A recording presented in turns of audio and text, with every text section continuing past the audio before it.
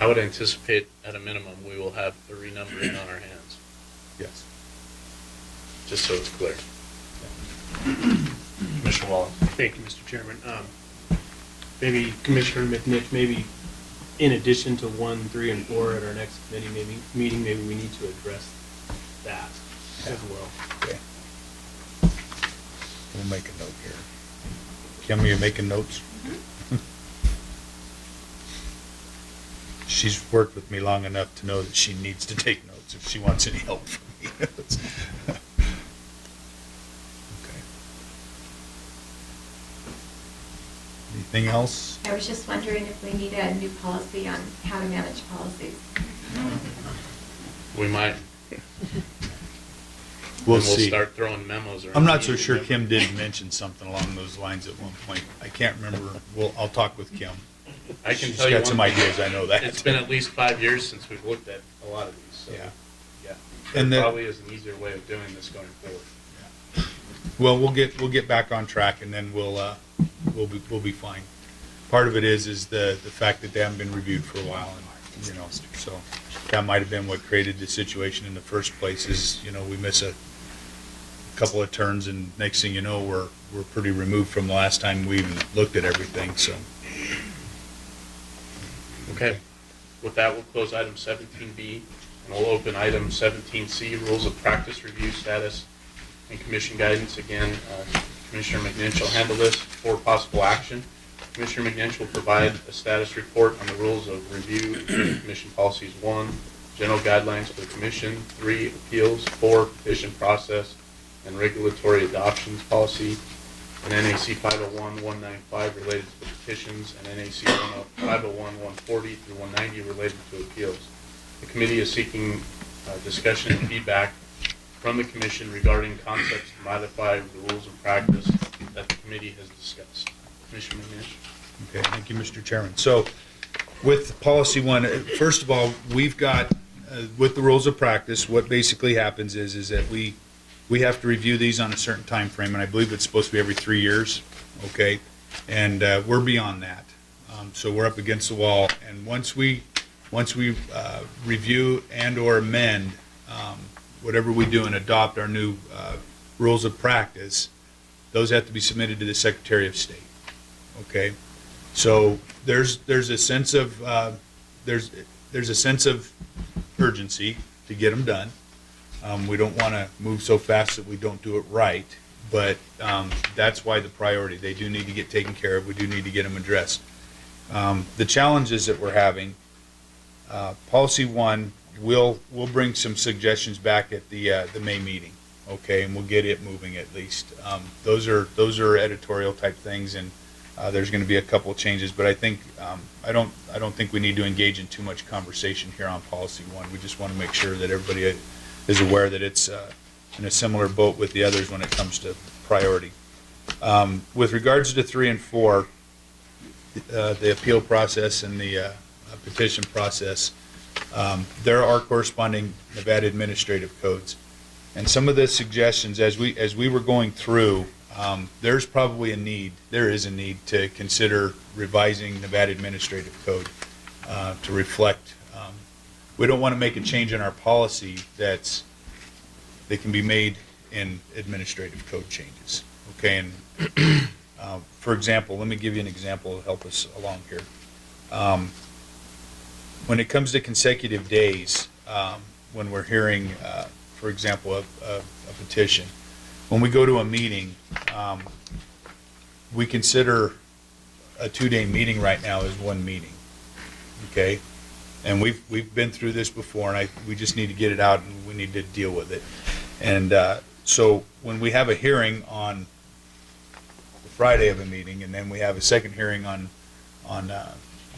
technically the concern is if we're not careful that we're not doing it at two consecutive meetings. There are provisions in there that say if in an emergency we can do it that way, but we want to make that the exception, not the rule. So it's really the way that we've been doing it. Probably, we probably haven't really stepped over the line, but certainly it's smeared a little bit, and we need to make it a little more black and white. And rather than do that in policy, we probably should do that in the administrative code, which means that we need to do something by May, so that we can take a look at it in May and then in June, so that we can get an R number, so it's not temporary. Now, just because something's temporary, that's not a problem either. But if we can get things moving by the end of June, then it saves us some work on the other end. And again, we don't want to do this to a fault, but if there's an opportunity to get some stuff done between now and then, I'd like to take advantage of that.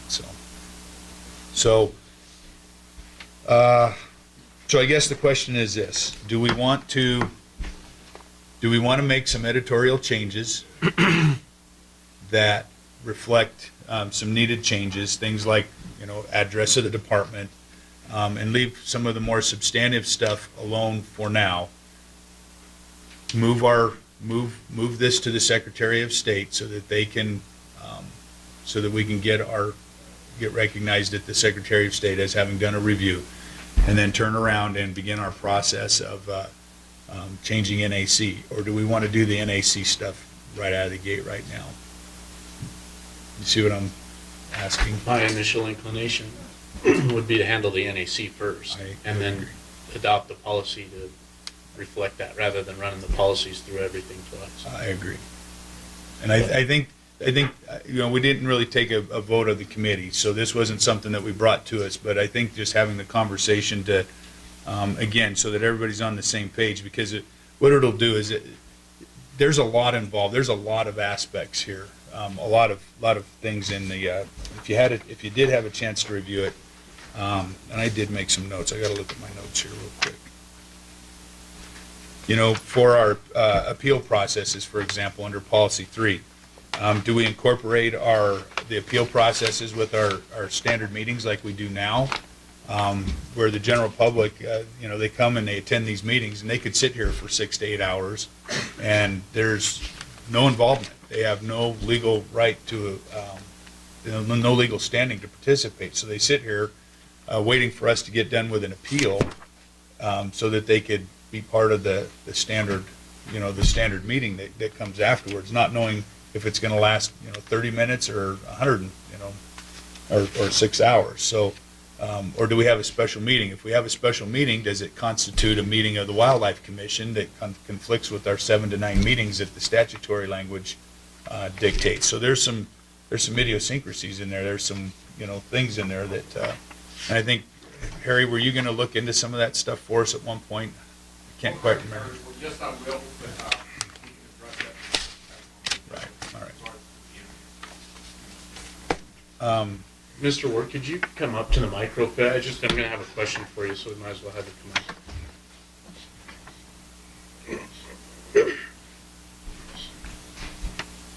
I guess my thought in all this, it would be, if we're in a position where we're comfortable moving forward with the committee on recommendations on Policy 1, that we do that. In terms of Policies 3 and 4, that we first address the NACs that are associated with those. When we get Policy 1 to the Secretary of State, I'm sure we could file a transmission that said we're looking at the NACs. We'll update the policy once those NAC changes are made. Does that seem like an appropriate and prudent course of action, or am I missing something? For the record, Harry Ward, Deputy Attorney General. I would think so, because you are then trying to comply with your directive as to reviewing your policies. And I think that would be the logical way to go, because the NAC, and I don't want to use the word, but I'll have to, trumps the, without getting politics, the policies of the commission. Okay. So that's the way I would go. Great. Additional questions for Mr. Ward while he's at the microphone? Okay, seeing none. Okay. So with regards, and I'm just giving you some examples, there's many things that we've talked about, but for example, on the petition process, NAC is very specific about the petition process, and there's probably some things in there. The discussion came up is changing the policy, and if we're going to change the policy, we should change, because it very closely reflects the NAC. We need to change the NAC, and there's some provisions in there that are from a public standpoint, and again, the committee hasn't really had a lot of conversation on it. It became pretty apparent that we had a broader discussion to have, but there's some things in there that we really do need to review from a reality standpoint, requiring the public to to perform business impact statements. That's not something that they have the tools to do. So every time you're going to get some kind of generic, yeah, I don't think it's going to impact anybody, but it really doesn't meet the requirements of a business impact statement. That's really something that comes from us. It's something that the department and this commission would need to probably satisfy. So if we're going to just get information, we need to ask for information, but to say you need to provide a business impact statement, it doesn't mean much. It really doesn't. So so there's a lot of conversations that have to be had just to even change the NAC stuff. So Given that, Commissioner McNitch, I guess my thought would be at your next meeting to really focus on policies 1 and those 2 NACs that relate to policy 3 and 4, and really spend as much time as possible there. If you get to a place where we can bring those forward at the May meeting, we can get that process started. But I think the focus is we want to get those things rolling by June so we can get that R number before we fall into the temporary period. Does that yeah, make it sense? does. I just want to make sure that we're all, before we put the time into doing work on the NACs, unless I hear some major concerns from any of the commissioners or from the public or whatever we're going to do here, then that'll be the direction that we take as a committee. Are there concerns with that approach? Is that clear to the commissioners? That basically the committee would focus on policy 1 and the 2 sets of NACs related to policies 3 and 4 at their next meeting? Is that clear? That's clear. I'm Is good. that what you needed? That's what I needed. All right, this is an action item, so I will open it up. Are there any cab inputs on 17C, having heard our discussion? How about public input on 17C? Okay. If not, I'll bring it back to the commission. Again, I think our direction is clear. I think we've provided the input that the committee was seeking, unless there's a need for a formal action. All right, seeing none, we'll close item 17C, and that will conclude item 17. And what we'll do is take a break until 10 o'clock. When we come back, we'll be up on item 18. If folks want to speak, please don't forget to fill out a yellow speaker card during the break, and we'll come back at 10 o'clock on item 18. Hey, just me on it.